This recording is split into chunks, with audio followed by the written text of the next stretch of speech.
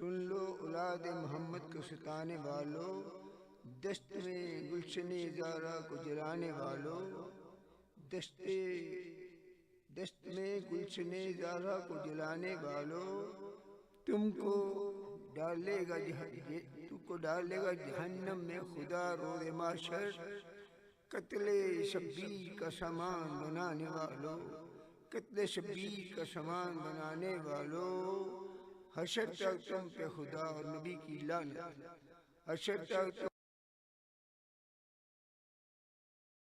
ثانی زہرا کو پھرانے والوں، ننگے سر ثانی زہرا کو پھرانے والوں، سجدے میں گردن مظلوم پہ پھرا خنجر، سجدے میں گردن مظلوم پہ پھرا خنجر، برچھی سے نقش محمد کو مٹانے والوں، برچھی سے نقش محمد کو مٹانے والوں، کیا خطوار تھا ننھا سا مجاہد اصغر، کیا خطوار تھا ننھا سا مجاہد اصغر، رحم آیا نہ تمہیں تیر چلانے والوں، رحم آیا نہ تمہیں تیر چلانے والوں، جب تلک چاند ستارے ہیں فلک پر روشن، جب تلک چاند ستارے ہیں فلک پر روشن، غم شبیر رہے گا اے زمانے والوں، بر محمد و آل محمد صلوات صلی اللہ محمد و آل محمد۔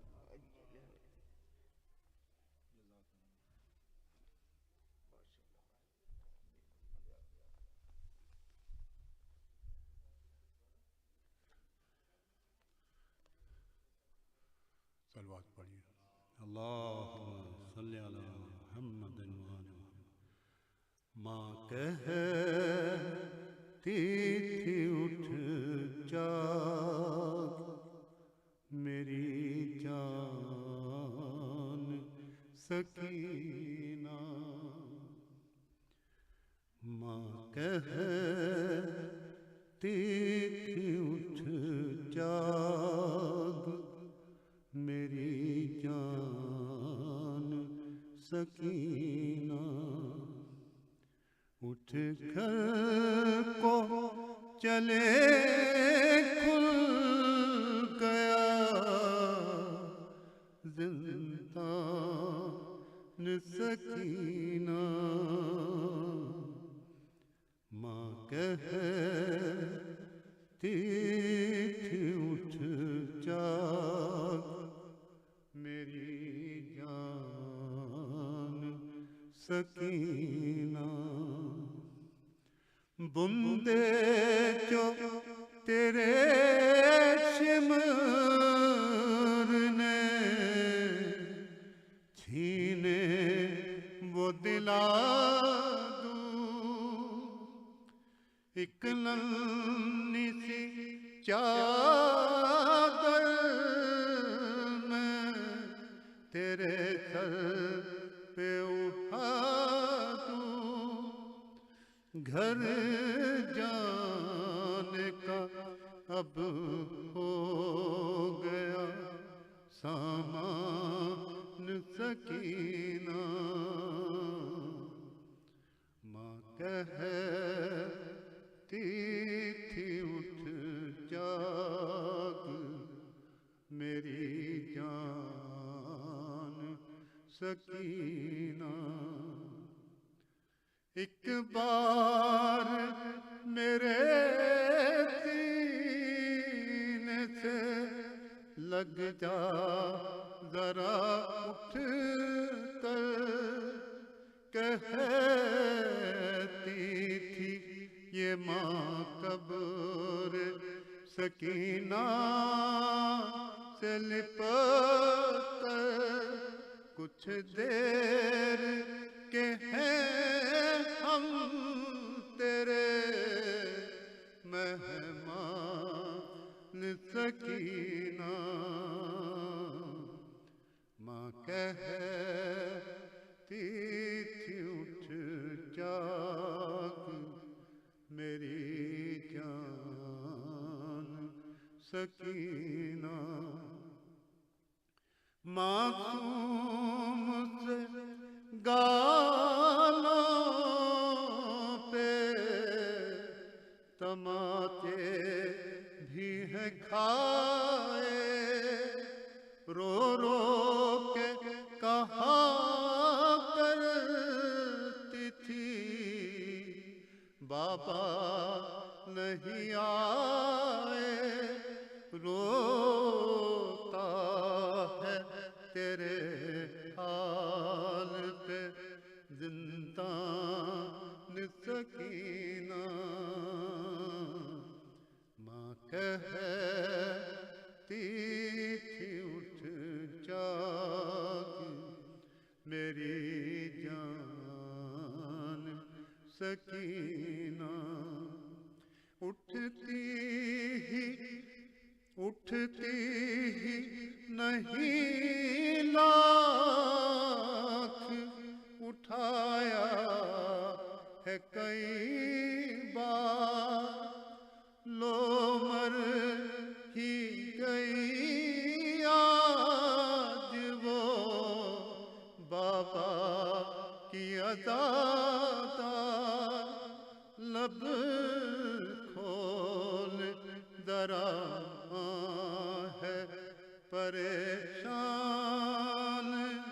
سکینہ، ماں کہتی تھی اٹھ جاگ میری جان سکینہ، اٹھتی ہی نہیں لاکھ اٹھایا ہے کئی بار، لو مر ہی گئی آج وہ بابا کی عزادار، لب کھول ذرا ماں ہے پریشان سکینہ، ماں کہتی تھی اٹھ جاگ میری جان سکینہ، رونے کی صدا آتی ہے زندان سے اکثر، مر کے بھی رہائی نہ ملی ہے جسے اکثر، سنسان سا ہے آج کیوں زندان سکینہ، ماں کہتی تھی اٹھ جاگ میری جان سکینہ، ماں کہتی تھی اٹھ جاگ میری جان سکینہ، صلوات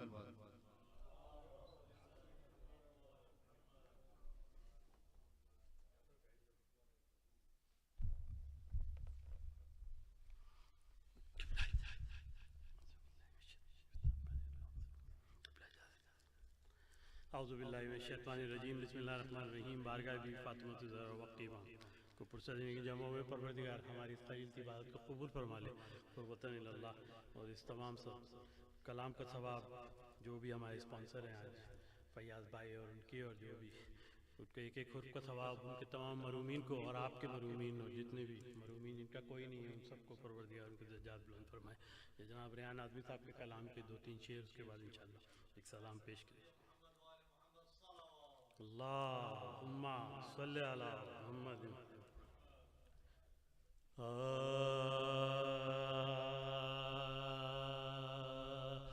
بس یہ کہتے ہوئے معصوم کو نیند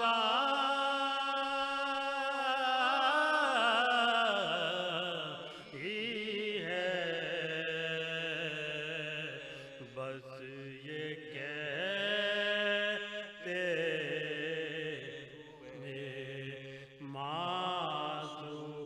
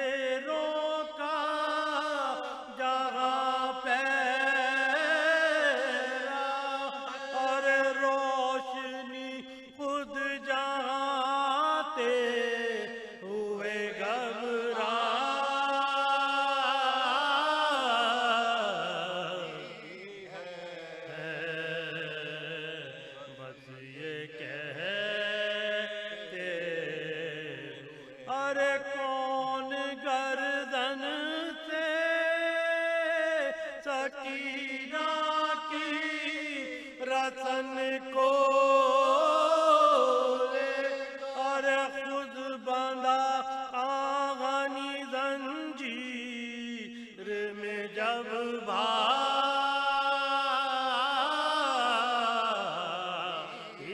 ہے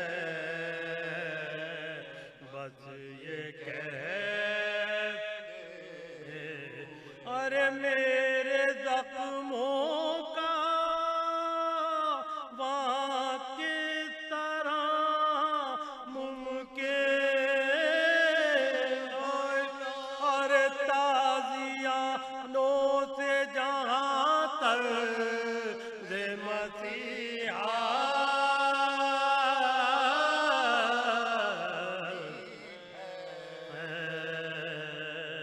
بس یہ کہتے ارے اس طرح زخموں سے چپکا ہے میرا پیر ارے جیسے لپٹی ہوئی تنہائی سے تنہائی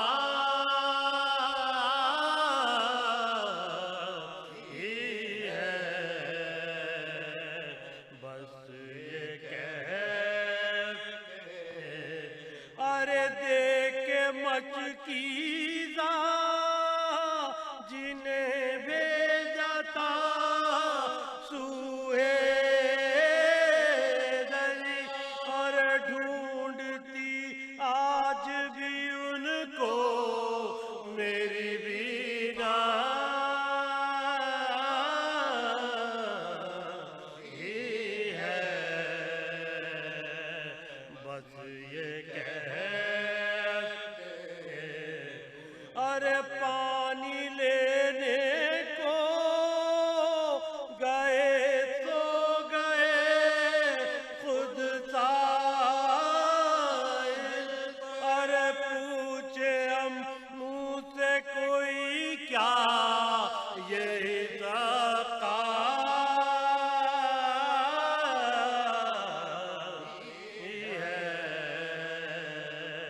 بس یہ کہتے ارے کیا چراغوں سے غرض کیسا اجالوں ارے ایک مدت سے اندھیروں سے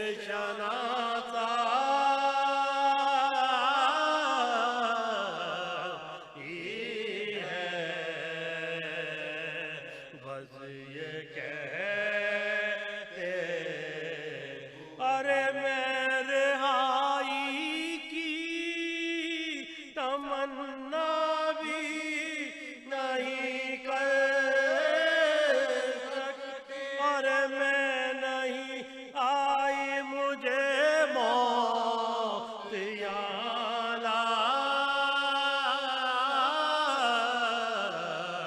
لائی ہے بس یہ کہتے ہوئے چلا جائیے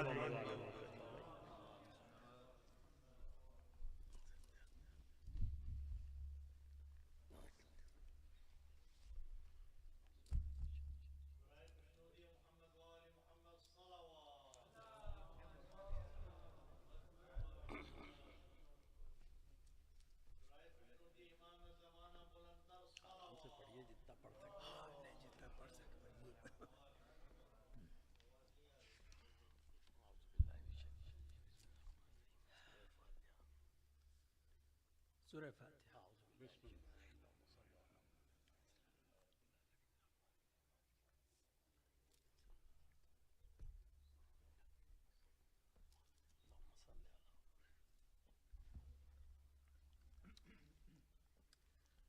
اللہ مومنین، میں آپ کو یہ بتاتا چلوں کہ میں نے مرثیہ کم سے کم آپ استاد ہیں 15-20 سال سے نہیں پڑھا ہے.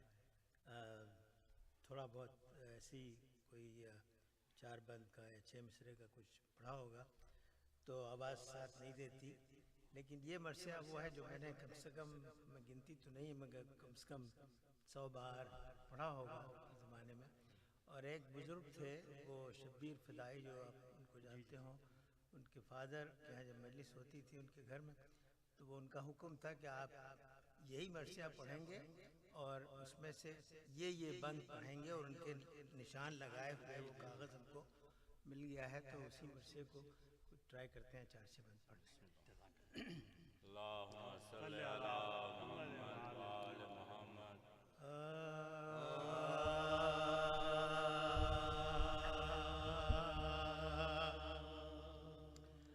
قید خانے میں تلا تم ہے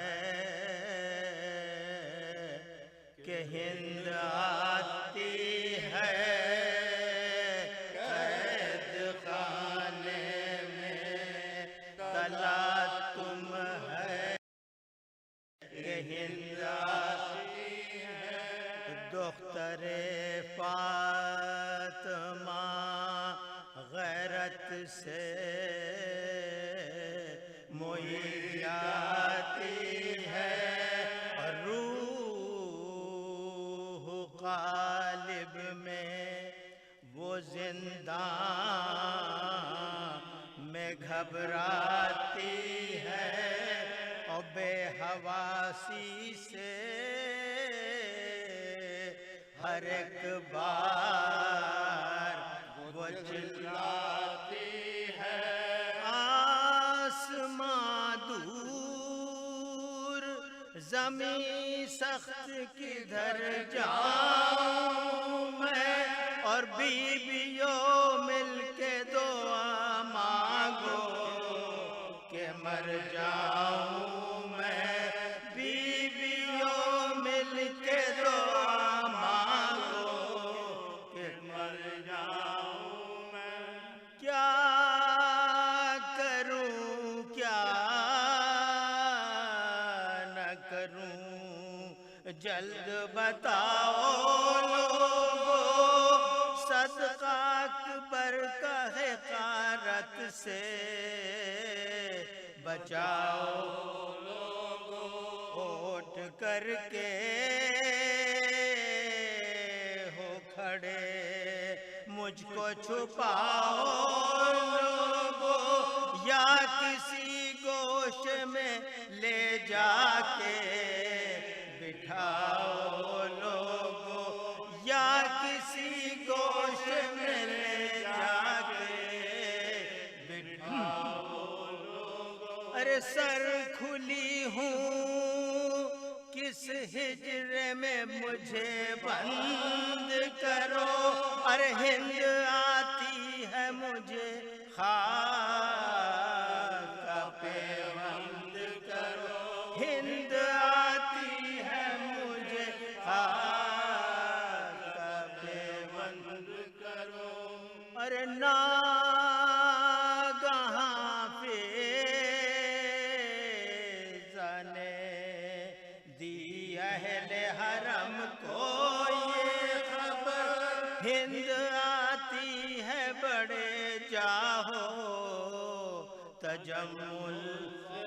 ادھر بیرقے فکر و زر کی ہے جلوہ کے اندر، سب کنیزیں تردا اوڑھے ہیں وہ ننگے سر، سب کنیزیں تردا اوڑھے وہ ننگے سر. پر سواری بہت آہستہ رواں ہوتی ہے، ہر قدم ہند ٹھہر جاتی ہے اور روتی ہے، ہر قدم ہند ٹھہر جاتی اور وہ روتی ہے. ارے گرد عابد کے پھری ہند بحالے تخیر، رکھ دیا پاؤں پہ سر اپنا ہٹا کر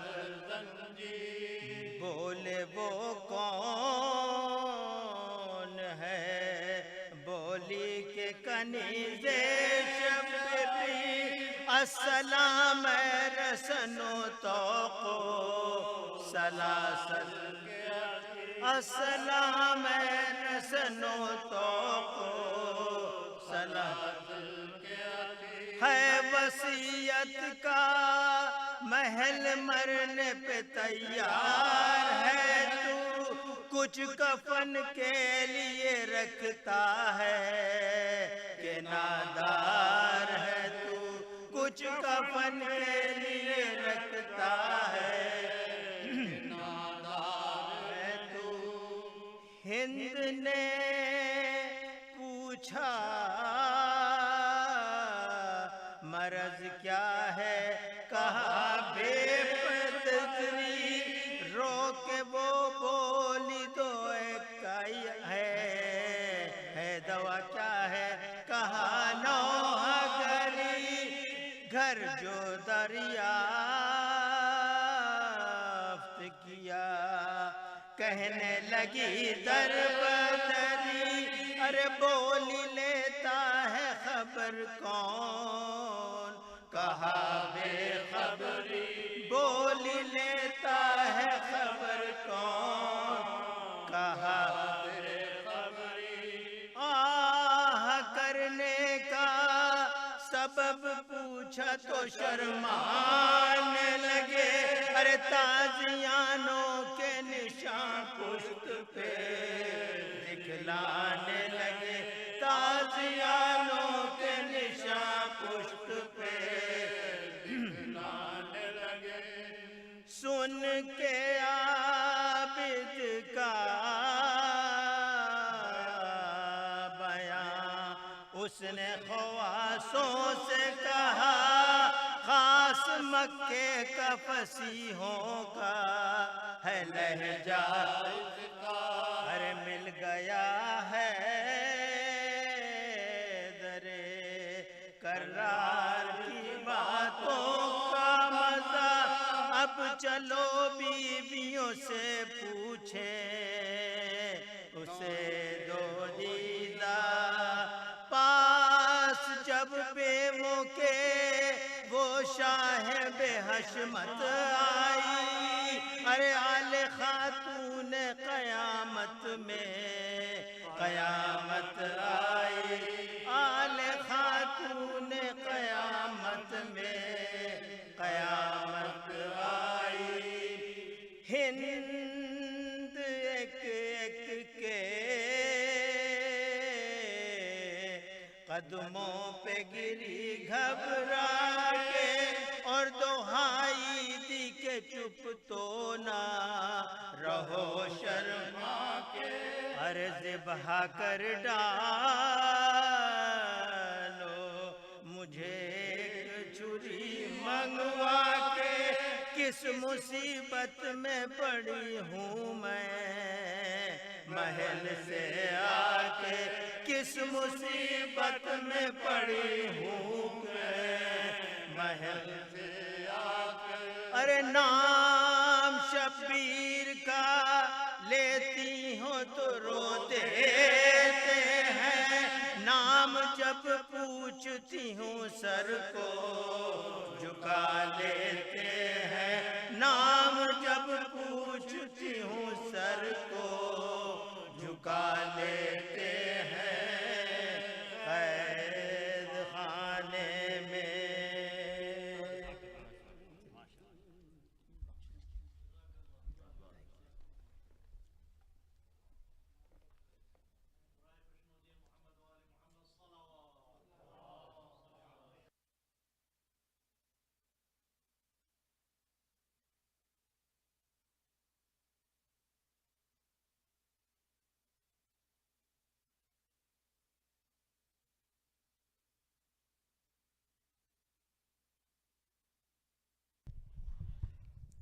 Assalamu alaikum.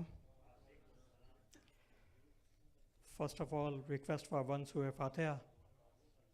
Include the name on our memorial board, your Mahumeen, all Shuhada, and particularly the sponsors of today's Majlis, Fayyaz and Ashwaq Bhai's family, their Mahumeen, Sajjad Manikia, and Mehboob Bhai, who passed away a couple of months back, and the rest of the Mahumeen of their family, Surah Fatiha.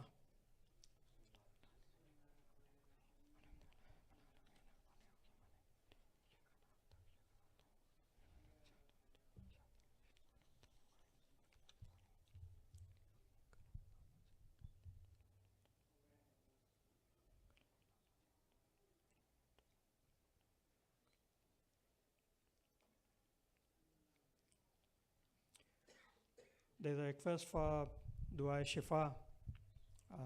Lot of Mu'mineen and Mu'minat are ill and sick in our society, and they need our du'as.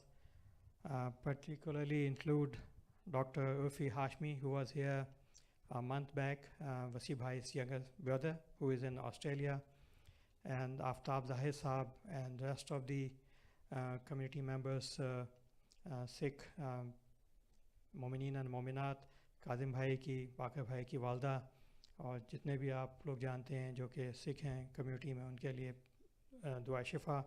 बिस्मिल्लाहिर्रहमानिर्रहीम।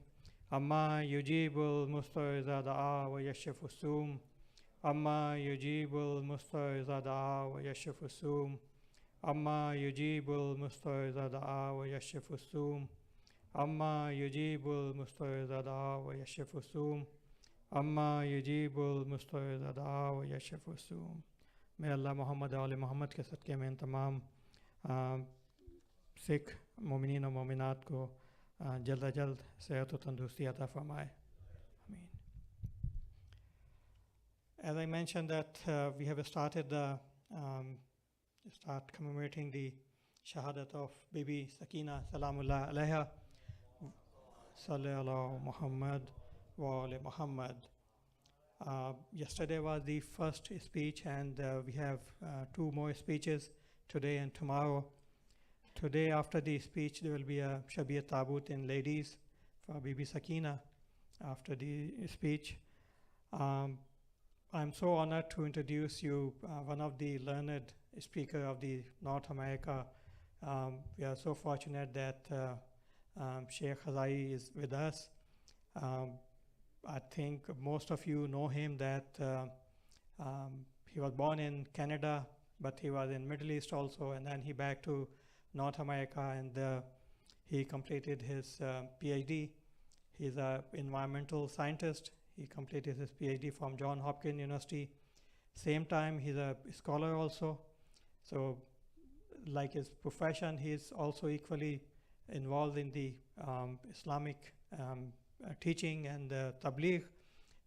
He's a resident alim there in North Carolina, and author of books, and review a lot of literature and science and Islamic books also. I'm so privileged to announce or introduce or invite Maulana Shaykh Hazari to come to the member and address the Majlis. Please. Salli ala Muhammad wa ali Muhammad.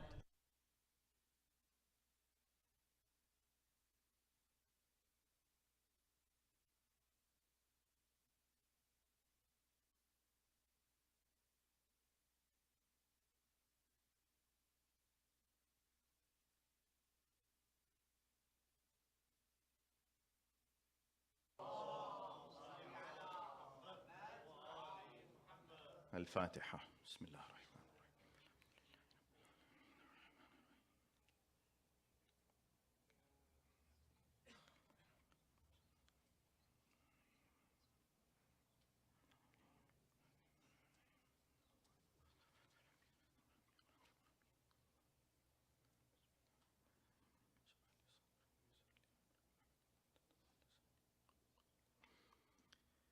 بسم الله الرحمن الرحيم. صلى الله عليك يا سيدي ويا مولاي يا رسول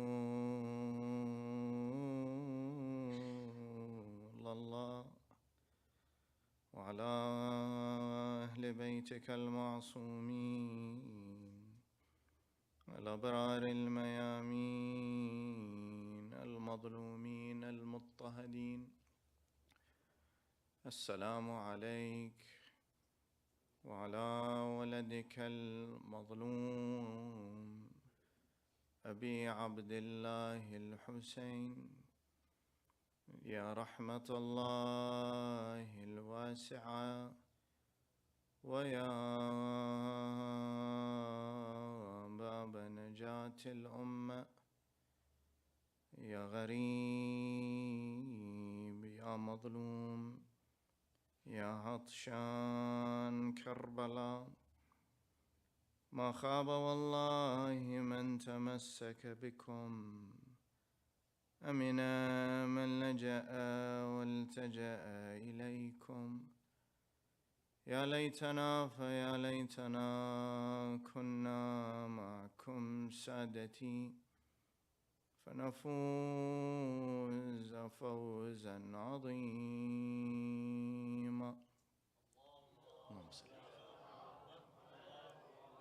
بسم الله الرحمن الرحيم. فلذلك فادع واستقم كما أمرت ولا تتبع أهواءهم وقل آمنت بما أنزل الله من كتاب وأمرت لأعدل بينكم الله ربنا وربكم لنا أعمالنا ولكم أعمالكم لا حجة بيننا وبينكم الله يجمع بيننا وإليه المصير. آمنا بالله. صدق الله العلي العظيم. اللهم صل على محمد وعلى محمد. والسلام عليكم جميعا ورحمة الله وبركاته. My dear brothers and sisters, first of all, I want to thank the Zainabiyya Islamic Society and Dr. Ali Raza for inviting me. He's always so kind, and I have two objections to make just from the beginning already. He's smiling, he's laughing. I don't know why he's laughing. I'm objecting. I'm actually objecting. One, you don't need all that flowery language. He got his PhD and this and that, you know. I am just an ordinary person, and it's my honor to be here with all of you. Number two, don't make this mimbar so comfortable, especially for East Coasters like me. It's 12:04 a.m. for me right now. So this is a problem. I'll go to sleep in about 10 minutes, which means I'll spare all of you for the rest of the night, inshallah. In any case, it is my distinct honor and my distinct privilege to be here with all of you. Thank you for having me. Yes. Inshallah, may Allah accept all of your a'mal and your ta'at and your ibadat, inshallah. The Holy Quran, this ayah of the Holy Quran which I mentioned to you, it describes Allah's command to Rasulullah sallallahu alayhi wa alihi wa sallam. Allahumma salli ala Muhammad.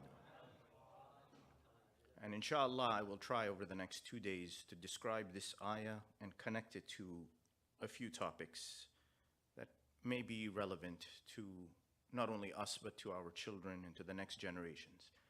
Because indeed, anything we're doing today has limited effectiveness, little significance, if we are not leaving a legacy down the road.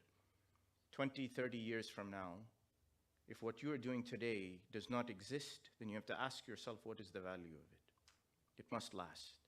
And that is the beauty of Karbala, is the beauty of what Imam Hussein did, is that there are millions of people who are descending on Karbala, and it is because of his one action, this one action.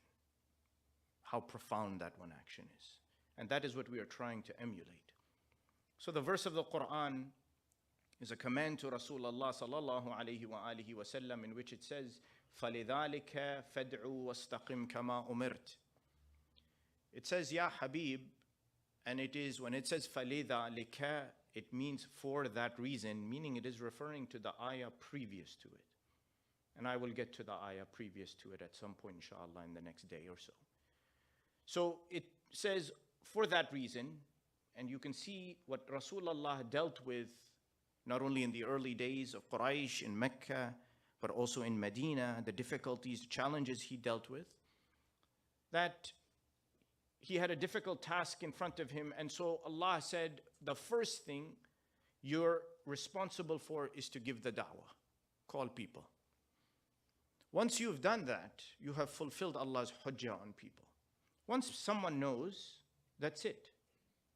They are responsible.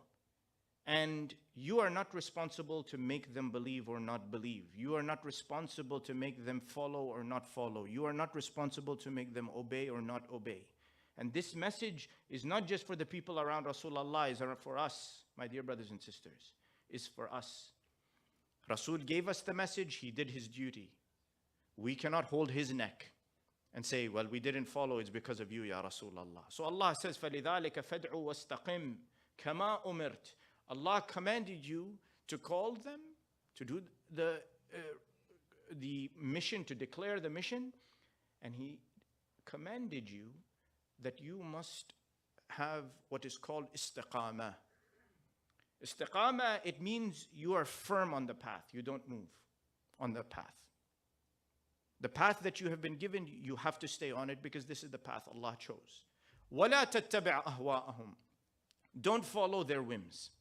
Ya Nabi. Stay on the path. Look what he's telling you. He says, Ya Nabi, call them, stay firm on the path. Don't falter. When you say, اهدنا الصراط المستقيم, اهدنا الصراط المستقيم, الصراط المستقيم, when you say mustaqim, it is straight, we translate in English, but it is the path that we have to stay firm on. It is the upright path on which you stay firm. So Rasul has to give the message, stay firm on that path, and don't follow any of their whims. Don't follow their whims. Now I'm going to stop here. Now, why make that message so clear, so powerful to Rasulullah sallallahu alayhi wa alihi wa sallam?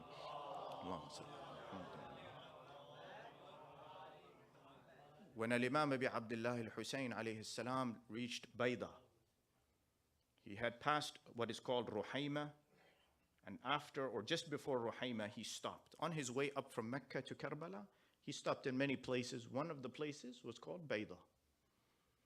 He stops there, he gives a speech. In this speech, I'm going to paraphrase. It's reported, he says to the people, that Allah subhanahu wa ta'ala is going to call people to account if there is a tyrant committing injustice in society and they remain silent.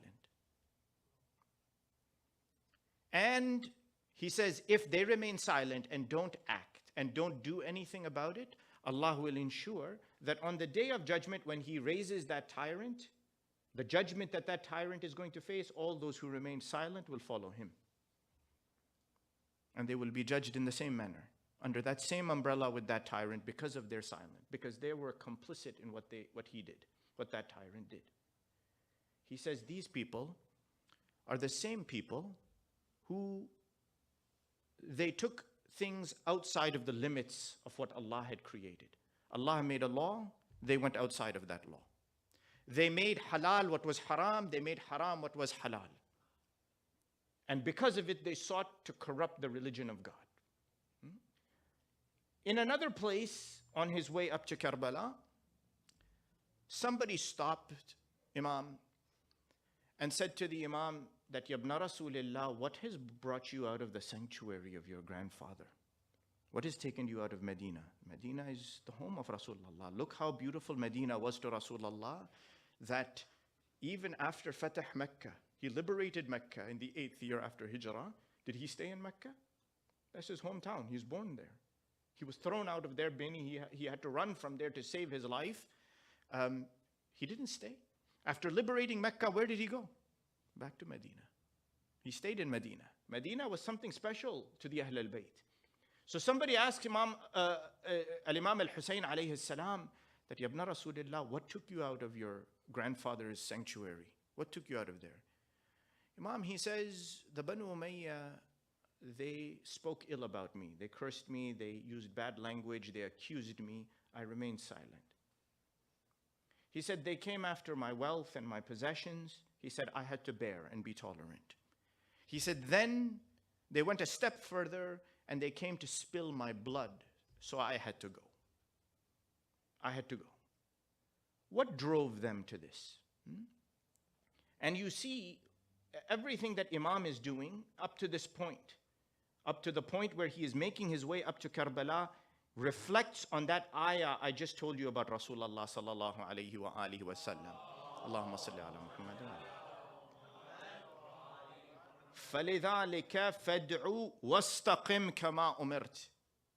Your job, O Rasul, is to do what? Is to give the dua, give the da'wah to people, tell the message to the people, and stay firm. What is Imam Hussein doing? He's not doing this? When Rasulullah, he says, Husaynun minni wa ana min al-Husayn. Why is he saying this? Because the very thing that Rasulullah did, Imam Hussein alayhi salam did, no?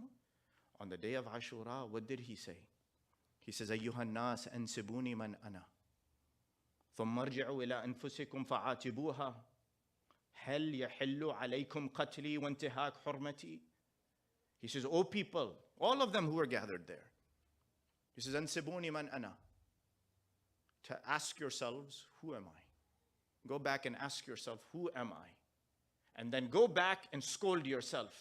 Question what you are doing. Is it allowed for you to spill my blood and to violate my sanctity? أَلَسْتُ ابْنُ بِنْتِ نَبِيِّكُمْ. Am I not the son of the daughter of your prophet? Look how he says it. Am I not the son of the daughter of your prophet? He's reminding them, he's giving them the message, and then he stays firm. He stays firm. And look at how his firmness is. How great that firmness of Imam Hussein alayhi salam is. How wise it is. That when he leaves Medina, and he goes from Medina to Mecca, why does he do it? At that point, when he left Medina, did he receive any letters from Kufa? He left on the 28th of Rajab to go from Medina to Mecca. This is because Walid ibn Utbah and Marwan ibn al-Hakam, they were demanding bay'ah from him. And Imam Hussein already refused in that moment from leaving Medina that I am not going to pledge to a tyrant like Yazid. I will not. I will not, like the ayah says, وَلَا تَتَّبِعْ أَهْوَاءَهُمْ. Do not follow their whims. I will not follow their whims. I will not follow their whims. So he declared that I am not pledging. I have refused to pledge. But at that point, were there any letters from Kufa? There were no letters from Kufa at that point.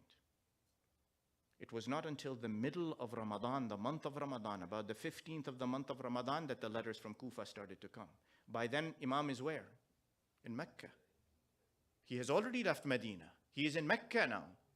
And he already is receiving the letters from Kufa. Not only is he receiving these letters, but these letters are not one or two letters, even a few hundred letters. We're talking 1,000 letters. 1,000 letters. Letters written by so many people that come to us. We don't have an Imam come to us, Yabna Rasulillah. And even when he makes his way up to Bayda, when I told you he gave that speech, and he goes past Ruhaima and he's moving his way, a young man, they say he stops him on the road and asks him this same question, that Yabna Rasulillah, what are you doing here in the desert? You left Medina, you left Mecca, why are you here? Why are you going in this direction? He says, there is nothing for you there. Imam Hussein, he takes out the bag full of the letters. He had them with him. He had all those letters that he brought with him. He says, these are the letters I received. You didn't write them. The people of Kufa did not write these letters. This is why I am coming forward. So you see what Risala, the Nubuwah of Rasulullah, the Risala of Rasulullah and Imamah have to do. فَلِذَلِكَ فَادْعُوا وَاسْتَقِمْ كَمَا أُمِرْتَ. Do what is required of you and stay firm. And don't follow their desires. Don't follow their whims. This rule doesn't apply to our lives. It applies to what we do in every way, shape, and form. Whether me individually as a father, as a husband, as a brother, as a son, or somebody in society, is not my job to speak the truth, to give the message of Allah, to remain firm on that truth, and not to follow the whims of other people? That is the great goal. And why do we see the society the way it is today?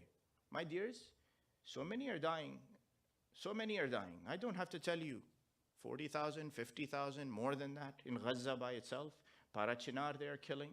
In Darfur they're killing. In Sudan they're killing.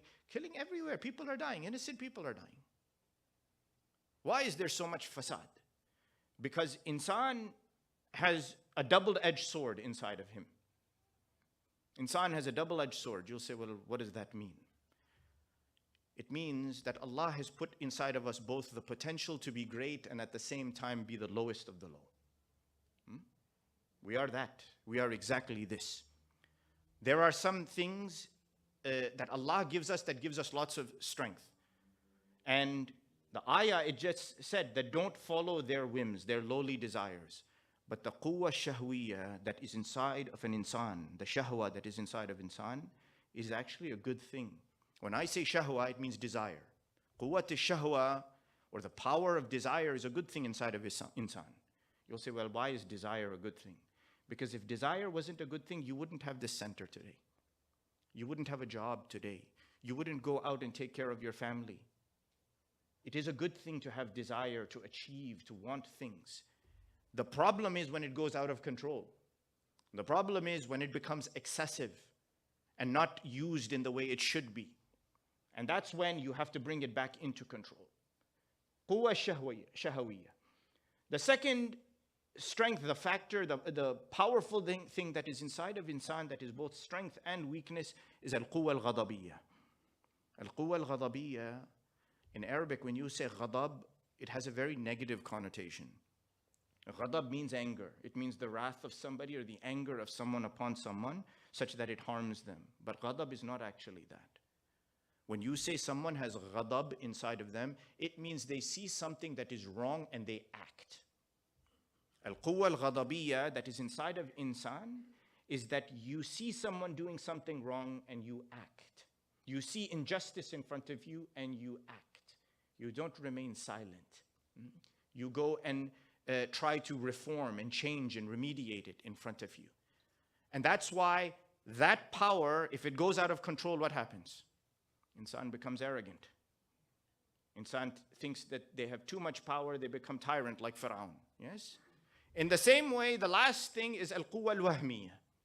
Al-quwwa al-wahmiyya, it means insan has an intellect. And they apply that intellect to their advancement. Good thing. It's not a bad thing. It's not a bad thing to apply your intellect to life. You make things good inside of the world that you live, but it can also become bad, no? Let me give you an example. How many doctors are here tonight? What, you don't have any doctors in Zainabiyya? One doctor. Ya Allah, you are in bad situation. Physicians, are there no physicians in the community? Ya Allah, maybe that's not a bad thing, I don't know. After I give this example, you'll say, yeah, alhamdulillah, no doctors. No, thank God, maybe you never get sick. So, one of the greatest things ever discovered was what? For sicknesses, for infectious disease. Antibiotics, no? Antibiotics, great thing. Saves a lot of lives, makes people better. You're sick, you've been sick for what, a week? The doctor puts you on that regimen of antibiotics for 10 days, it's like gone. So you feel like new, right? But what happens when a doctor carelessly is applying antibiotics on everything? What happens? You get resistance, antibacterial, right? You get microbial resistance. So much so that even if you use the most strong antibiotic, you'll never kill the bug. And you'll damage the body, because the stronger the medicine, the body's going to have side effects to it, no? So what was the power of the mind to do something good has ended up doing what? Something bad. Okay, the atomic bomb. The principle of the atomic bomb was what? Based in theoretical physics. It was based on theoretical physics. It was not based on the fact that you want to kill millions of people.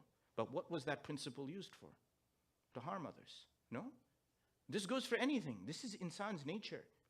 That's why Quran is very, very careful to say, stand firm on what Allah is telling you to do and don't go beyond that limit. Don't go beyond that limit. That particularly, that responsibility falls on leadership. Always, always, it falls on leadership. Leadership are the ones who have to ensure that the limit is not going to be transgressed. When you have bad leadership, what happens? Not only does the leadership or the realm of leadership become corrupt, but everything underneath it becomes corrupt as well. When leadership is good, at least the head is sort of pure and healthy and safe. Even if the body has corruption inside of it, leadership will keep everything steering right. You get my meaning, yes? You see, even if the whole community goes in the wrong direction, as long as the leader is sitting there, he is right. It doesn't matter if they go chase everyone else. Here is Ali ibn Abi Talib alayhi salatu wassalam. Allahumma salli ala Muhammad wa ala Allahumma salli ala Muhammad.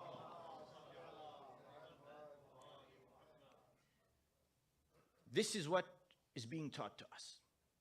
And again, it is that leadership that is extremely, extremely important. As I mentioned to you, that the ayah, it points to Rasulullah, that Ya Rasulullah, put everything right.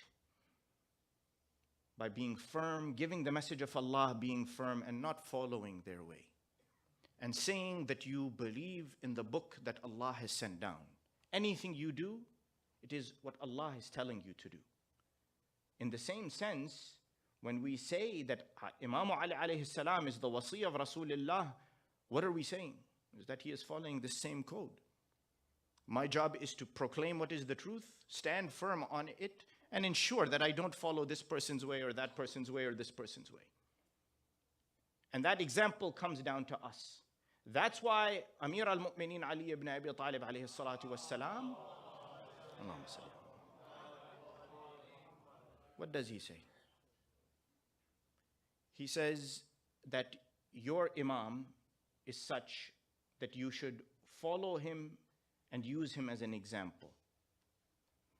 And he says, it's reported, inna imamakum qad iktafa min dunya bitimrayh wa bit'amihi biqursayh.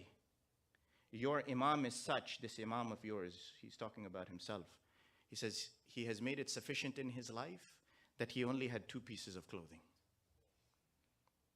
And that he only had 2 pieces of bread at any time to eat, nothing more than that. وَلَكِنَّكُمْ لَا تَقْدِرُونَ عَلَى ذَلِكَ. You will not be able to do this. You will not be able to do this. وَلَكِنْ أَعِينُونِي. He says, instead, you cannot live the way I am living.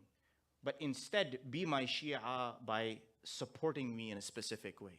وَلَكِنْ أَعِينُونِي بِوَرْعٍ وَاجْتِهَادٍ. He says, be fearful of God and work hard on the path that I have shown you. Yes, this is life. And I will keep it very simple tonight. This is what we are trying to establish. We are trying to show this very system that the A'imma al-Athhar have done. And why do we struggle? So let me answer this question. Why do we struggle? I'm going to pose this question to you. So if Rasulullah sallallahu alayhi wa alihi wa sallam, he comes,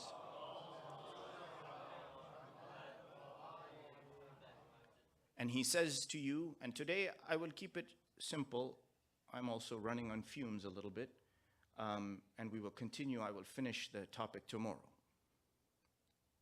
But when the obligation is to put the message out to people so they can hear it and get them to follow what is given to them, why don't they follow? The question is, why don't they follow? Why is it when they see the truth, they don't accept the truth? Why is it when it is presented to them with complete clarity, they don't take it? Today, is not clear who the oppressor is and who the madhloom or the oppressed is? It's not clear? What human being cannot see this? When children's arms are being blown away, people are buried under the rubble, 40, 50, 60,000, I already said to you, are dead. Who is the oppressor and who is the oppressed? Please, please, there is no argument here. There is no debate, there's no discussion. It's very clear. It's very clear. Yet why? Why is it that the world does not acknowledge? Why is it that some will still vocally deny what is happening or justify what is happening? It's a strange phenomenon inside of insan. And we all have it. We all suffer from it. Let me give you an example. They did a study in which they brought 2 groups of people. One group, they showed them some evidence of something that is potentially bad for them. Okay? They showed them a study in which eating gulab jamun, very bad for you. Okay? Wal-ayadu billah, never. I'm giving a hypothetical situation, so please don't start sweating. And I know that. That's why I said hypothetical. So they present a study, the data is conclusive. There's no question, okay? Data is conclusive. It says eating gulab jamun will take years off your life, okay? Years off of your life. Don't eat it. You're not allowed to eat it. They tell one group of people, they call all of you, okay, into the room. They say, this is the data, you're not allowed to eat gulab jamun. They call another group of people, okay, just like you, similar demographic to you, into the room. They show them the same data, that gulab jamun will take years off of your life, it will make you sick, it will cause you to die early. You'll lose years off of your life, yes? Now, they'll tell the second group, look at the data, study it, see what you feel about it, and then, make an informed decision for yourself on what you think you should or shouldn't do. What do you think is the difference between these two groups? The first group, who was shown the data, and you said to them, don't do it. You're not allowed to do it. They'll do it. They will exactly do it. Whereas the other group, you're showing them the same thing. You're not showing them anything different. The haqq is the same. Haqq presented to this group is the same as the haqq presented to the second group is exactly the same. No difference. Why this group denied it? Because you were told that you have to do it. There's something inside of insan, when I'm told you must do this, insan wants to rebel. Insan does not want to accept this. It is called reactancy. In psychology, they call this reactancy. A child. You bring a child in and you say to the child, don't eat more than one gulab jamun. I'm going to pick on gulab jamun tonight. Ya Allah. I said gulab jamun over and over when I was in Orlando for the Ashara. Some nice person, they were bringing me gulab jamun as dessert. I said, these are just examples, random examples I'm giving. I don't eat gulab jamun, to be honest. You tell the child, don't eat gulab jamun. You're not allowed to eat. Okay, you can have half a gulab jamun. Who eats half a gulab jamun? You can eat half a gulab jamun, no more. No more than that. What's the child going to do? Child's going to be tempted. A lot of children are good, they're obedient. But some children, they're rebellious. They'll go eat 5. No, they will. But if you were to say to the child in a different manner, look, this is bad for you, and I'll tell you why. And yes, that's not to say you let the child do whatever they want. No. But it is the nature of insan. Why? Because you have this double-edged sword inside of you. What makes insan powerful is what? Choice. Insan is powerful because we have the ability to make choice for ourselves. We see the truth in front of our eyes and we act. We see what is in front of us and we do what is correct, yes? But at the same time, that choice is what? A pitfall. It's a risk. Because we want in our mind no one to tell us what to do. I don't want my wife to tell me. I don't want my husband to tell me. My father shouldn't tell me. My mother shouldn't tell me. Society shouldn't tell me. Nobody should tell me what to do. And if they do tell me what to do, I'm not going to do it. See insan's nature. How insan has this state inside of them. And that's why deen constantly is sending you to one place, one submission to Allah. Obey. And that's why Allah says, أَطِيعُ اللَّهَ وَأَطِيعُ الرَّسُولِ وَأُولِي الْأَمْرِ مِنْكُمْ. Obey Allah, obey His Rasul and ulil amr. Ita'ah is the first thing. Ita'ah is the first thing. If someone were to come to you and say, I'm not going to pray because I don't feel spiritual, I'm not connected to God, what would you say to them? You don't have to pray? No, you have to pray. Doesn't matter if you feel spiritual or connected or not. Because you have to obey. The first step is obedience to Allah. Is to break that ego that is inside of you. To push that ego down. To make that ego submit to you. And that's why these are the things that shape who we are. So insan, the haqq is in front of him or in front of her and they don't listen. Why? Because you don't want someone to force you to think what you should think. You don't want the media to tell you that this is bad and this is good. You don't want your parents telling it to you. You don't want your culture, your center, your Maulana sitting on the mimbar telling you that this is good and this is bad. You want to be able to think for yourself and reason for yourself. And indeed, Allah has given you a mind to think. but you must bring it under control. Why? Because the minute you don't, your hawa will pull it away. The one thing that will drag the mind of an insan in the wrong direction is the whims and desires. That's why the ayah says, وَلَا تَتَّبِعْ أَهْوَاءَهُمْ. Don't follow their whims. Don't follow their whims. And that's why you see when I said leadership is the most important thing, leadership is the one thing that will point to you the very basis of how to control that hawa. And that's why Amir al-Mu'mineen Ali ibn Abi Talib alayhi salatu wassalam, Allahumma salli ala Muhammad wa ala. He says, it's reported, وَلَوْ شِئْتُ لَهْتَدَيْتُ السَّبِيلَ لَا مُصَفَّ هَذَا الْعَسَلِ وَلُبَابْ هَذَا الْقَمْحِ وَنَسَائِجِ هَذَا الْقُزْ. He says, if I wanted to, I could get to the very inside, the very element inside of the honey. I could get to the very seed of the grain that makes the bread. وَلَكِنْ هَيْهَاتَ أَن يَغْلُبَنِي هَوَائِي. He says, I will never allow my desires to control me. I will never allow my desires to control me. That's why you see those who called Imam Hussein alayhi salatu wassalam, the ones who were in Kufa, and they called Imam Hussein alayhi salatu wassalam, who were they? Who were those people who called Imam Hussein? They were Shia, yes? We're nodding, yes, they're Shia. But were they really Shia? They were not Shia. They were Shia by name only. Take Qurra ibn Qais.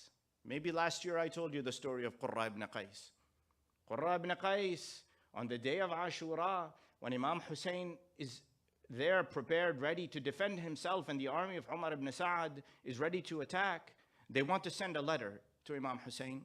So he asks, Umar ibn Sa'ad asks all the Kufan people, the men, someone wants to take the letter? The minute he says, I need a volunteer to take this letter to Al-Hussein ibn Ali, all the men of Kufa, their heads go down. You know when the teacher calls on you to do something or answer a question and the student doesn't want to answer, what do? You start looking away, you look here, you look there, no? As if you can't hear them. This is what happened to the men of Kufa. And until finally Umar ibn Sa'ad, he asked, why don't they want to take? I'm asking a simple question, I'm not asking them to go fight. I'm asking them to deliver a message only. The answer that comes to Umar ibn Sa'ad is that these are the same men who sent letters inviting Al-Hussein ibn Ali to Karbala. That's why they're ashamed to go show their faces in front of him right now. These are the same people. Yes? These are the same people who invited him. Qurra ibn Qais al-Hanzali, he goes, he eventually gets the letter, he volunteers. He says, give me the letter. He goes. And long story short, Habib ibn Madahir recognizes him. Imam Hussein, he says, Habib, who is this man coming? Walking forward towards us with this letter. He says, this is a man named Qurra ibn Qais. I know him from Kufa. He's a man of good standing, honorable man. He gives the letter. Imam Hussein reads the letter. The letter was the same warning that, oh Hussein, either you pledge to Yazid or you face the sword. We are not going to let you go from here. There is no other third option to you. And it is strange, I mentioned this to you, that when Imam al-Hussein alayhi salam left Medina, went to Mecca, there were no letters from Kufa. 15th of the month of Ramadan, letters from Kufa come. He leaves Mecca, he travels up on the 8th of Dhul Hijj and makes his way up to Karbala. On the 2nd of Muharram, reaching into Karbala. This whole way that he has traveled, he's made his way up. Eventually, when he gets to Karbala, what becomes very clear? That the people of Kufa are not going to support him. That in the end, the only ones who are with him are 72. And so what does he say to Umar ibn Sa'ad? He says, I'm ready to fight? No, that's not the first thing he says. He says, let me go. He says, I will not trouble you. I will not fight against you. I will not spill your blood. Let me go. I will live peacefully and quietly. See leadership, what it is. This is true leadership. I will go and I will live peacefully and quietly. Let me be. They are the ones who said, no, either you give the bay'ah or you face the sword. You have no other choice. So this man, Qurra ibn Qais, he delivers the letter. Habib ibn Madahir, he says to him, my friend, I know you from Kufa. What are you doing on that side? This is the grandson of Rasulullah sallallahu alayhi wa alihi wa sallam. Allahumma salli ala Muhammadun. In the end, he didn't join. He did not join. He went back. He stayed with the army of Umar ibn Sa'd. And it even says that there were some riwayas that came, some narrated hadith or narrations that came from him about the burning of the tents on the 10th day from Qurra ibn Qais. But they don't express in history why. Unlike Umar ibn Sa'ad, he hadn't been promised the governorship of Rai. He had not been promised money. But why? You know this is the grandson of Rasulullah. You see a man like Habib ibn Madahir, man of great honor, sitting across, standing across, and still you don't accept the truth. What is it that causes you not to see that truth in front of you? And I think this is the question we have to ask ourselves, especially. You know why? Because we have the truth. There is no doubt we have the truth because we have Ahl al-Bayt. We have Quran and Ahl al-Bayt. We have the truth with us. However, along with that truth, we have to be able to see it. We have to be able to live it. We have to be able to acknowledge it. And that goes for everything. My dears, it goes for absolutely everything in life. Everything in life. If a father wants to raise his children, he's come from the East. And yes, admittedly, I am half East, half West. I grew up half in the East, half in the West. But if I see my son today, my daughter today, and my children, alhamdulillah, are grown. But if I were to see them when they were young and try to raise them the way I was raised in the East, will that work? Will not work. No matter how much I think I'm a good father, if I don't understand the truth of their situation, will it work? It will not work. Same thing goes for our organizations, our centers. If we don't see what is the truth of the matter in front of us, what is needed, will we be successful? No, and that's why I said to you that it is good what you are doing. Keep going and holding on to that tradition. But think, will this same tradition hold 20 years from now, 30 years from now, 40 years from now, 50 years from now? Will it? Will it actually? I don't know the answer. I'm telling you this honestly. Whether that is based on language, whether that is based on culture, whether that is based on tradition, the only thing that matters is religion of God. That is the only thing that matters, my dears. And please don't take that in the wrongest way. Your culture, your practice, your tradition of Ahl al-Bayt, hold on to it. It is valuable, no question. But in the end, it can change. Deen cannot change. Religion should not change. And that is the legacy of A'imma al-Athar. And that is what they are teaching us. فَلِذَلِكَ فَادْعُوا وَاسْتَقِمْ. That's why Rasul is told. Now, I ask you, that is there any question that Rasul will falter off of the path? That he's going to give the message to people and he will himself falter? We are not the ones who believe that. We are not the ones who say that he was 40 when he finally became Ma'soom. And Jibreel and the angels came and they took some black thing out of his heart and they purified him and suddenly he became Ma'soom. Now he's Nabi. We don't believe in this.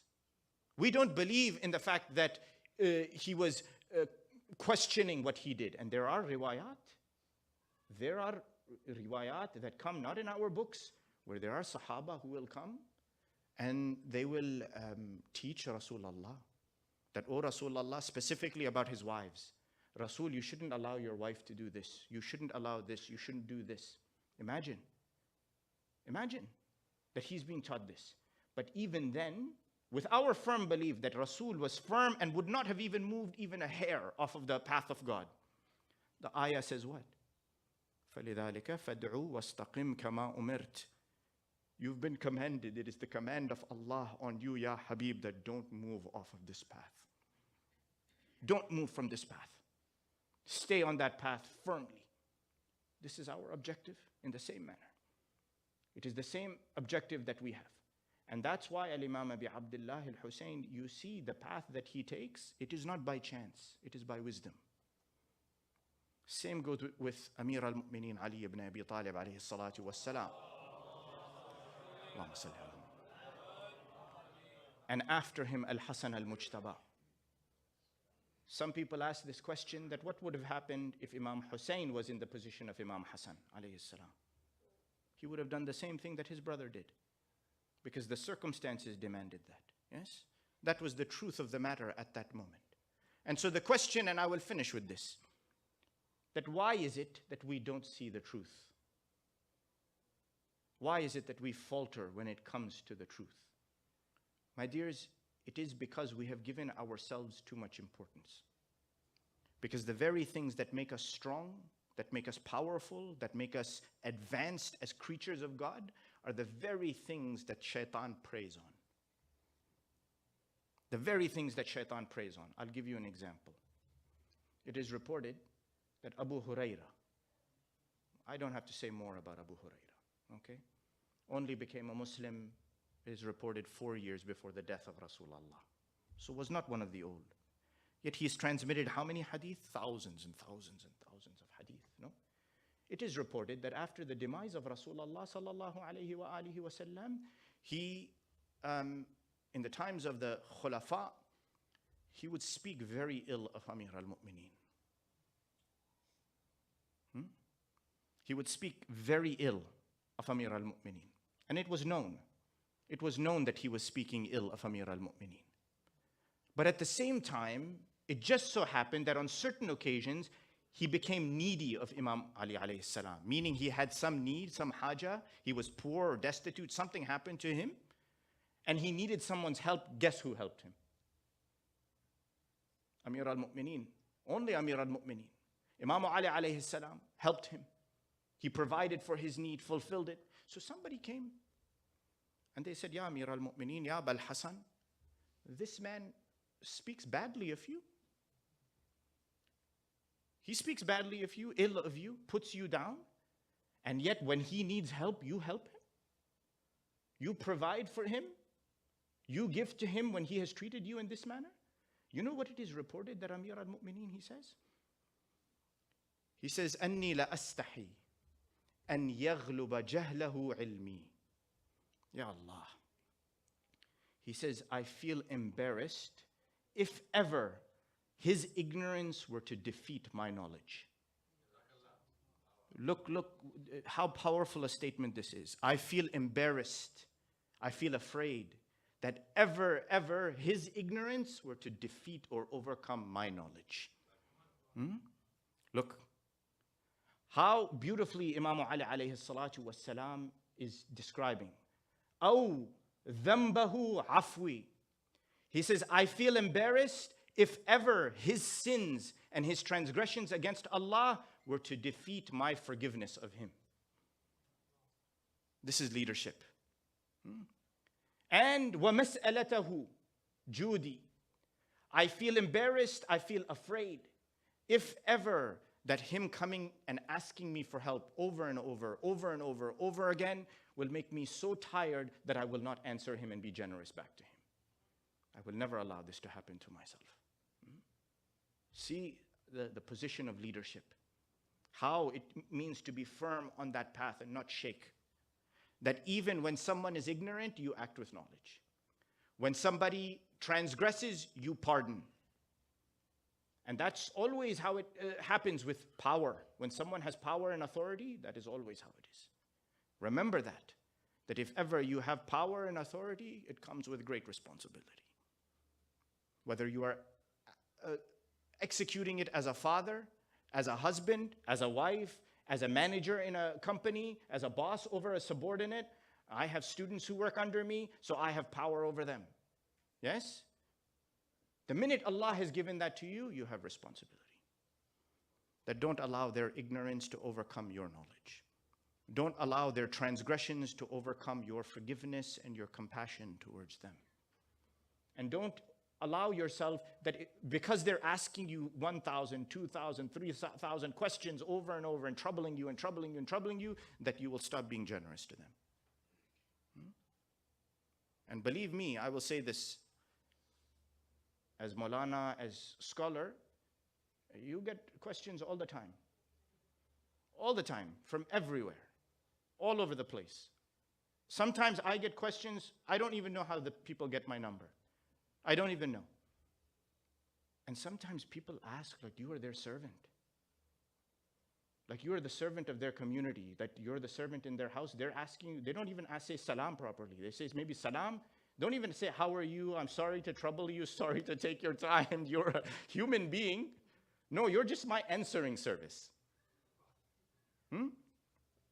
What should we do? Get angry? You can't get angry. Because if you get angry, you get upset, you're not following Amir al-Mu'mineen Ali ibn Abi Talib. And that's why the ayah, what does it say? وَلَا تَتَّبِعْ أَهْوَاءَهُمْ. Don't follow their desires. Let them do whatever they're going to do. You follow what Allah is telling you. You follow the code that Allah has given to you. And that is extremely key. So to be able to see that truth, we have to be hard on ourselves. We have to be able to suppress the very thing that causes the nafs to go out of control. And that is the legacy of Imam Abi Abdullah al-Hussein. That is what he stood for. That in the most difficult moment, and inshallah I will finish this tomorrow.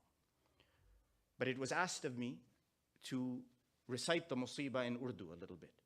I will try my best. I don't normally recite in Urdu, unfortunately. But given that it is my mother tongue, I will try a few words, insha'Allah. These are the nights, and when I say these are the nights, we remember the loss of Imam Abi Abdullah al-Hussein throughout the year. Please make it so that any moment of pain and suffering comes, say labbaika ya Hussein. Say labbaika ya Hussein. And ask yourself this one question, this very important question, that if tomorrow you were to have heard the sound, or if it was that you were in Karbala on that day, in the 61st year, and you heard Imam Hussein alayhi salam say, هَلْ مِن نَاصِرٍ يَنصُرُنَا هَلْ مِن ذَابٍ يَذِبُّ عَنْ حَرَمِ رَسُولِ اللَّهِ. You were to hear these words from his mouth, and you said, لَبَّيْكَ يَا دَاعِيَ اللَّهِ لَبَّيْكَ يَا Hussein. You answer, لَبَّيْكَ يَا Hussein.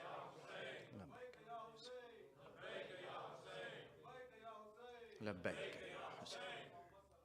اللهم صل على محمد. Ask yourself that when you say that لبيك يا Hussein, are you sure, confident, certain in your mind that Al-Imam al-Hussein will accept you? Or will he look at you, will he look at us and say, you are not at the level of the 72 who stood with me? We have to ask ourselves this question. And the name of that is istiqamah. It is to be firm. Because those who were firm were these who stood with Imam Hussein, who saw what was difficult and acted on what was difficult, saw the truth. And the truth is extremely bitter and extremely hard to tolerate. And that's why even Al-Imam al-Sajjad, when he is dying, he's on his deathbed, what does he say to Al-Imam al-Baqir? He says, Ya bunay, asbir ala al-haq walau kana murra. My son, be patient on the truth, even if it is bitter to taste. Be patient. Be firm. Don't move off of it. Because you will have to pay a very, very high price for that. Extremely high price. Rawi कहता है कि यौम आशूर जब इमाम हुसैन शहीद हुए और पिसर साद आके खैमों को जलाने लग गए, एक आदमी था, रावी था, आप सब जानते हैं, उसका नाम हमीद इब्न मुस्लिम था। बहुत रिवायात आए हैं हमीद इब्न मुस्लिम से। कहता है कि जब सिपाही उमर इब्न साद के आए खैमों की तरफ जलाने लग गए, मैं देख रहा था कि सब जो बेटियां थीं नबी की भागने लग गईं, निकली खैमों से भागने लग गईं, और मुझे एक छोटी बच्ची नजर आई भागती हुई। زندان میں بھاگ رہی تھی وہ، اور میں دیکھ رہا تھا اس کو دور سے، اس کے کپڑے جل رہے تھے. تو میں پیچھے پیچھے آیا اس کے، کوشش کرنے لگا کہ یہ جو آگ لگی ہوئی تھی اس کے کپڑوں پہ کہ میں بند کر دوں وہ آگ کو. چھوٹی سی یہ جو بچی جو بھاگ رہی تھی زندان میں، پلٹ کے دیکھ کے کہیں ڈر گئی مجھے دیکھ کے کہ کون ہے یہ آدمی. کہنے لگی کہ اے شیخ هل انت لنا ام علینا، اے شیخ تم کون ہو؟ تم میرے باپ کے صحابی میں سے ہو یا دشمنوں میں سے ہو؟ تو حمید ابن مسلم کہتے ہیں کہ میں نے جواب دیا چھوٹی سی بچی کو کہ انا لا لکم ولا علیکم، میں تمہارے ابا کے ساتھ امام حسین کے ساتھ نہیں تھا، میں ان کے صحابوں میں سے نہیں تھا، میں ان کی دشمنوں کے ساتھ بھی نہیں تھا، مگر اگر کوئی ضرورت ہے تمہیں تو بتاؤ مجھے، میں پوری کر دوں گا. چھوٹی سی یہ جو بچی ہے کہتی ہے کہ اے شیخ مجھے جو راستہ نجف کی طرف ہے بتا دو، کہاں ہے وہ راستہ؟ حمید ابن مسلم کہتے ہیں کہ بیٹی نجف کا راستہ بہت دور ہے، تم نجف کیوں جانا چاہ رہی ہو؟ چھوٹی سی یہ جو بچی ہے کہتی ہے میں اپنے دادا علی کے پاس جانا چاہ رہی ہوں، شکوہ کرنا چاہ رہی ہوں، بتانا چاہ رہی ہوں میرے دادا کو کہ کیا ہوا ہے کربلا میں، کہ کیسے میرے بابا حسین کو مارا ڈالا، کیسے پانی روک دیا ہم پر. حمید ابن مسلم کہتے ہیں کہ بیٹی دور ہے، بہت دور ہے تمہارے لیے. تو یہ چھوٹی سی بچی کہتی ہے کہ بتاؤ مجھے اے شیخ میرے بابا حسین کہاں ہیں؟ دلنی الی درب کربلا الی مصرع ابی عبداللہ، مجھے بتاؤ کہ میرے بابا کا جسم کہاں ہے.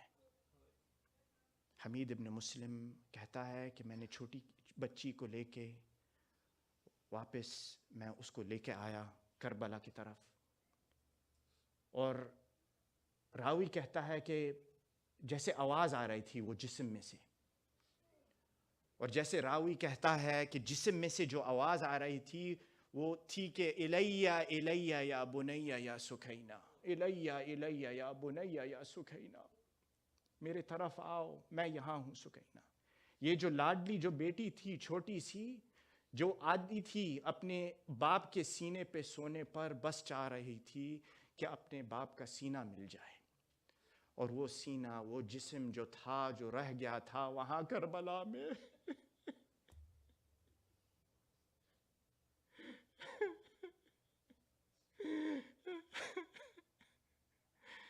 جس سے سر بھی کٹا گیا ہے اور نوک نیزہ پہ اوپر ہوا ہے، اب وہاں سے آواز آ رہی ہے کہ الیہ الیہ یا بنیہ یا سکینہ، میں یہاں ہوں آؤ.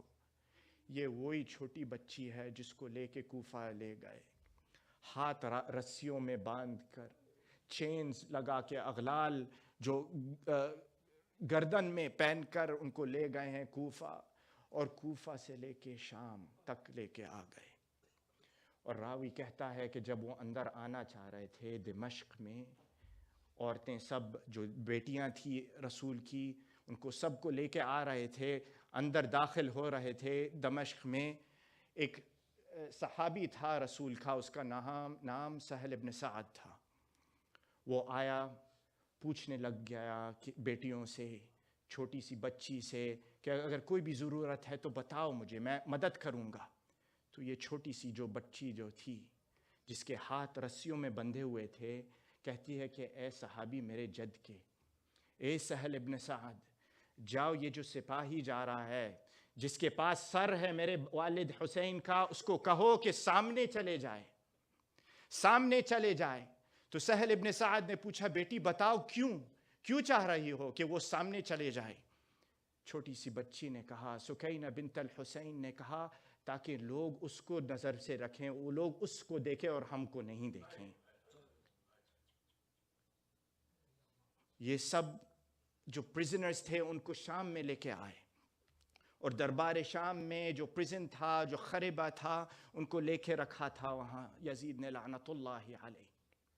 اور راوی کہتا ہے کہ یہ جو چھوٹی سی جو بچی ہے جو وہاں تھی اپنے عمات کے ساتھ، اپنے چچی کے ساتھ، اپنے رشتہ داروں کے ساتھ ہر رات روتی تھی، ہر رات روتی تھی. اور راوی کہتا ہے کہ ایک رات اپنے خواب میں اس نے اپنے ابا حسین کو دیکھا، اور جب اس نے اپنے ابا حسین کو دیکھا اٹھی، رونے لگ گئی، گریہ شروع ہوا، اور بہت زور کے آواز سے اس نے گریہ کیا. اور یہ جو آواز یہ چھوٹی بچی کا تھا یزید لعنت اللہ علیہ کی طرف ہو گیا، پہنچ گیا. یزید نے پوچھا نوکر سے کہ کیوں یہ آواز آ رہی ہے، کس کی آواز ہے، کون گریہ کر رہا ہے؟ نوکر نے کہا اے یزید، یہ جو بچی ہے یہ حسین کی لاڈلی سکینہ ہے، رو رہی ہے، چاہ رہی ہے کہ اپنے ابا کو دیکھے، اپنے ابا کا نام پکار رہی ہے. یزید نے کہا لو سر حسین کا جا کے دے دو اس کو تاکہ وہ چپ ہو جائے اور ہم کو نیند مل جائے. نوکر آیا، اس نے سر لیا امام حسین کا،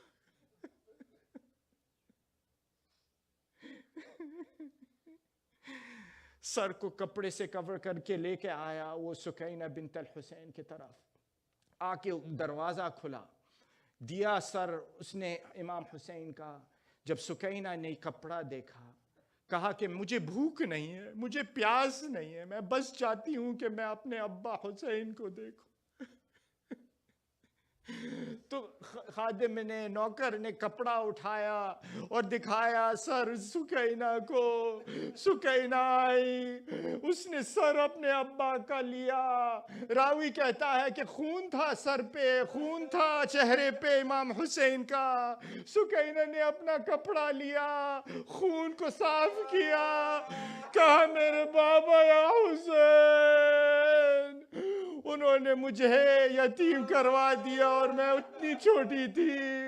میرے بابا آپ کے شہادت کے بعد اتنے تماچے ملے، میرے بابا بالیاں کو چھینی گئی ہمارے کان سے. میرے بابا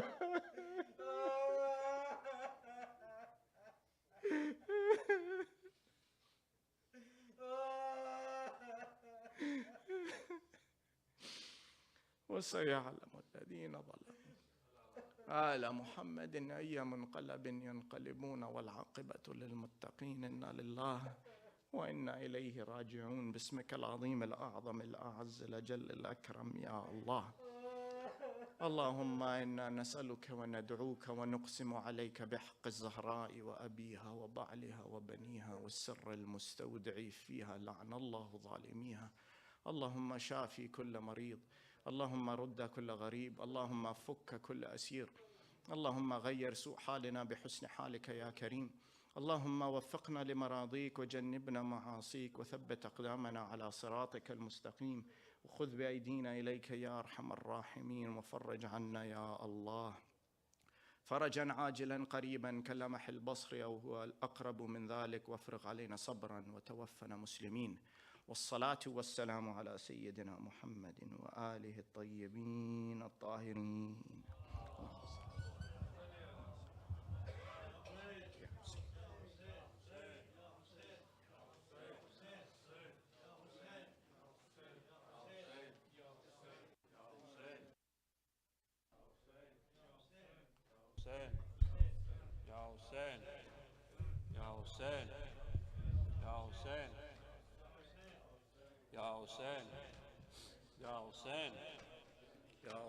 زندہ میں سکینہ کو یاد آیا وہ سینہ جس سینے پہ سوتی تھی، ہائے ہائے جس سینے پہ سوتی تھی معصوم سکینہ. زندہ سکینہ کو یاد آیا وہ سینہ، زندہ میں سکینہ کو یاد آیا وہ سینہ، زندہ میں سکینہ کو یاد آیا وہ سینہ. جس سینے پہ سوتی تھی ہے جس سینے پہ سوتی تھی معصوم سکینہ زندہ میں سکینہ کو یاد آیا وہ سینہ زندہ میں سکینہ کو یاد آیا وہ سینہ زندہ میں سکینہ کو یاد آیا وہ سینہ ہر وقت چمکتا تھا کربل میں مدینے میں تعویذ کی مانند تھا شبیر کے سینے میں گم ہو گیا وہ کیسے ہے گم ہو گیا وہ کیسے زندہ میں نگینا زندہ میں سکینہ کو یاد آیا وہ سینہ زندہ میں سکینہ کو یاد آیا وہ سینہ زندہ میں سکینہ کو یاد آیا سینہ کر ترس ذرا ظالم بابا کو نہ روں گی میں گود میں مادر کی آرام سے سوں گی بے رحم لائنوں نے بے رحم لائنوں نے فریاد سنی نا زندہ میں سکینہ کو یاد آیا وہ سینہ زندہ سکینہ کو یاد آیا وہ سینہ زندہ میں سکینہ کو یاد آیا وہ سینہ اے دہت اجل رک جا بیمار کو آنے دے بابا کے لیے کوئی پیغام سنانے دے شاید میری تربت پہ ہے شاید میری تربت پہ وہ آئے کبھی نہ زندہ میں سکینہ کو یاد آیا وہ سینہ زندہ میں سکینہ کو یاد آیا وہ سینہ زندہ میں سکینہ کو یاد آیا وہ سینہ رخسار میں نانا کو محشر میں دکھاؤں گی روداد میں زندہ کی رو رو کے سناؤں گی پابندی ہے رونے پہ ہے پابندی ہے رونے پہ کہتا ہے کبھی نہ زندہ میں سکینہ کو یاد آیا وہ سینہ زندہ سکینہ کو یاد آیا وہ سینہ زندہ میں سکینہ کو یاد آیا وہ سینہ یا رب کوئی معصومہ زندہ میں نہ تنہا ہو یا رب کوئی معصومہ زندہ میں نہ تنہا ہو یا رب کوئی معصومہ زندہ میں نہ تنہا ہو یا رب کوئی معصومہ زندہ میں نہ تنہا ہو یا رب کوئی معصومہ زندہ میں نہ تنہا ہو یا رب کوئی معصومہ زندہ میں نہ تنہا ہو پابند نہ ہو آئے ہے پابند نہ ہو آئے رونے پہ نہ پیرا ہو یا رب کوئی معصومہ زندہ میں نہ تنہا ہو یا رب کوئی معصومہ زندہ میں نہ تنہا ہو یا رب کوئی معصومہ زندہ میں نہ تنہا ہو تھی جس کو نیند آتی شبیر کے سینے پر تھی جس کو نیند آتی شبیر کے سینے پر زندہ در زندہ ہے زندہ در زندہ اس کے لیے قضا ہو یا رب کوئی معصومہ زندہ میں نہ تنہا ہو یا رب کوئی معصومہ زندہ میں نہ تنہا ہو یا رب کوئی معصومہ زندہ میں نہ تنہا ہو ٹکرائے نہ وہ کیوں کر زندہ کی دیواروں سے ٹکرائے نہ وہ کیوں کر زندہ کی دیواروں سے بھائی سے اور پھوپھی سے ہائے بھائی سے اور پھوپھی سے جس کو جدا کیا ہو یا رب کوئی معصومہ زندہ میں نہ تنہا ہو یا رب کوئی معصومہ زندہ میں نہ تنہا ہو یا رب کوئی معصومہ زندہ میں نہ تنہا ہو یا رب کوئی معصومہ زندہ میں نہ تنہا ہو زندانوں سے آتی تھی آواز سکنے کی زندانوں سے آتی تھی آواز سکنے کی جیسے کہ سکینہ کو ہے جیسے کہ سکینہ کو ہر زندان رو رہا ہو یا رب کوئی معصومہ زندہ میں نہ تنہا ہو یا رب کوئی معصومہ زندہ میں نہ تنہا ہو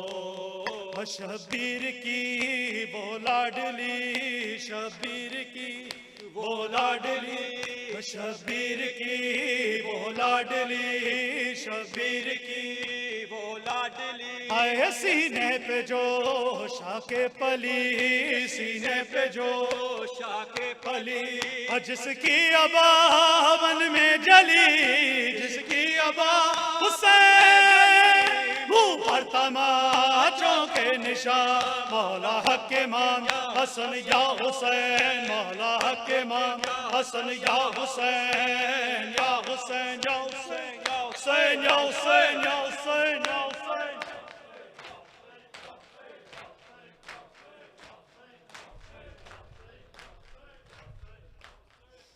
وتوجہ زیارت السلام علیکہ یا رسول اللہ السلام علیکہ یا حبیب اللہ السلام علیکہ یا باعث الہدی السلام علیکم ورحمۃ اللہ وبرکاتہ السلام علیکہ یا ابا عبداللہ السلام علیکہ ابن رسول اللہ السلام علیکہ ابن امیر المؤمنین وابن سید الوسیین السلام علیکہ ابن فاطمة الزہراء وابن سیدت نساء العالمین السلام علی الحسین وعلى علی بن الحسین وعلى اولاد الحسین وعلى اصحاب الحسین السلام علیکم ورحمۃ اللہ وبرکاتہ السلام علیکہ یا غریب الغرباء السلام علیکہ یا معین الضعفاء والفقراء السلام علیکہ یا شمس شموس السلام علیکہ یا انیس النفوس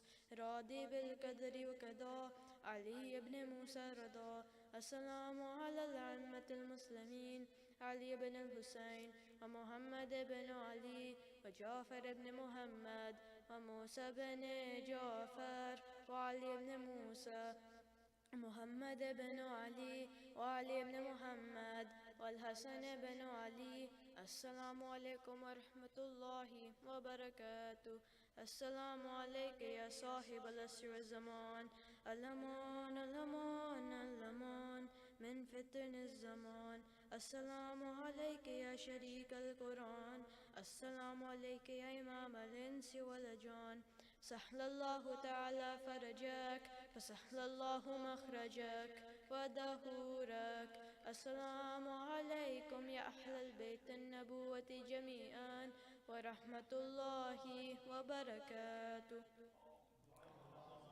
دعاء امام زمان بسم الله الرحمن الرحيم. اللهم كل وليك الحجة بن الحسن صلواتك عليه وعلى آبائه في هذه الساعة وفي كل ساعة وليا وحافظا وقائدا وناصرا ودليلا وعينا حتى تسكنه أرضك توأ وتمتعه فيها طويلا برحمتك يا أرحم الراحمين.